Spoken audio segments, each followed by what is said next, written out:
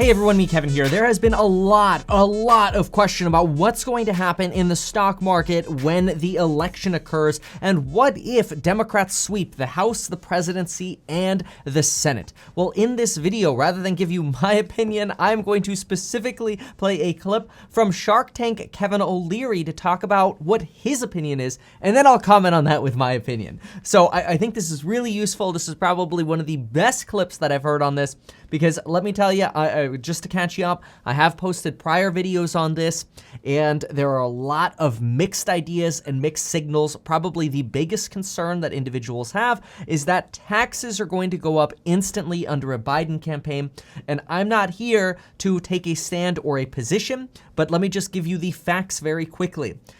Joe Biden has said that he would remove parts, we're not sure which, of the Donald Trump tax cuts.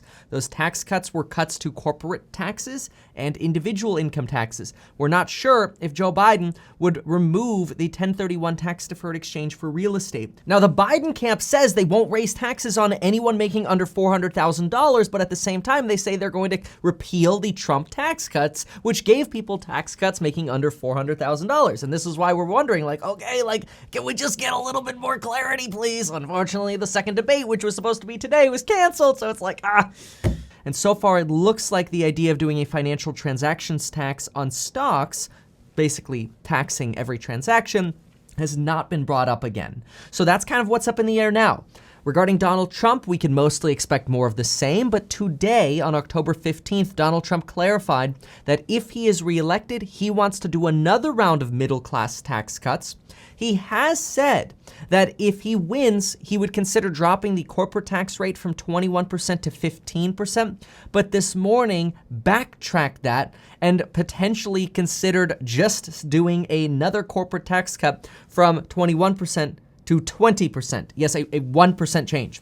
So taxes are a huge part of what people's expectations are for the market and what people think the outcomes would be for corporations and individuals.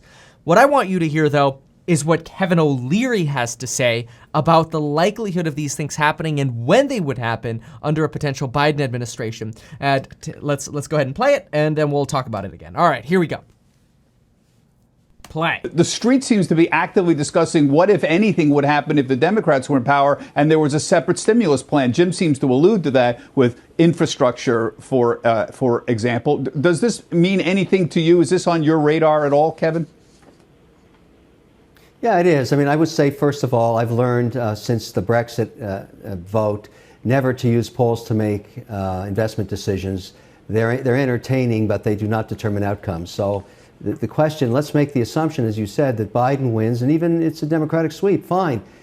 He'll inherit an economy somewhere between 8 and 9% unemployment. His number one mandate will be to get those people back to work. So let's take the idea of raising taxes dramatically to corporations. Highly unlikely. You're going to spend $1 billion to $2 billion, or sorry, $1 trillion to $2 trillion from the top. You're pouring that on the economy. It makes no sense to tax it away as soon as you deliver it. So there'll be a delay on tax increases, I would assume, for probably 24 months until he got unemployment below at least 5%. Given his Now, let's just pause there for a quick moment. I want to catch you up with what he just said. He expects Biden to introduce more stimulus to the market than Donald Trump would. And with more stimulus, Kevin O'Leary says it doesn't make sense for Biden to take office in January, late January of 2021, to take office then, and even with full Democratic control, it doesn't make sense for them to pass a bunch of stimulus, but then at the same time raise taxes, whether that's on corporations or it's on individuals, because it would potentially dampen the recovery. Kevin O'Leary does not think we would see taxes go up until the unemployment rate falls below 5%.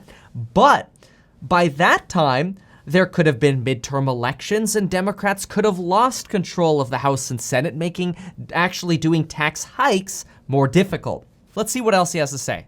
The chance of a second mandate is very, very low. So I'm going to make the assumption he'll be tied up. His hands are tied in making any dramatic policies. Let me give you an example, the Great Green Deal. That would displace about 250,000 to 500,000 people working in the energy space right now. Highly unlikely when you're at 8.5% unemployment. So I'm going to make the assumption that even if the reason the market's ignoring this election more or less is Biden's going to be pretty benign. He won't be able to get much done, if anything, towards these dramatic changes in policy, and that'll be left for the election after he's finished his first and only mandate. And I'm not trying to be critical at all.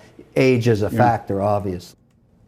Oh, that's interesting here. What are you saying? He's saying this first 2 years, Kevin O'Leary thinks that Biden is going to be pretty benign, aka very little impact on taxation, more focus on stimulus as the first mandate in getting that unemployment rate down. Yeah. Armando, just briefly, the taxation on capital gains is the one thing the trading desks always say, oh, that's something we're really worried about, because he does have that in his policy. Is that a concern for the ETF industry overall and the investment industry overall, or do you feel like Kevin that it's unlikely a lot of these proposals will get enacted? I agree with Kevin, and I think that what matters the most is, number one, for investors to stay invested. I mean, if Biden wins, you're gonna see large fiscal stimulus that is gonna come and support the market. So ultimately, the most important thing is to have the election over. That will remove the uncertainty, and that will be good for the market.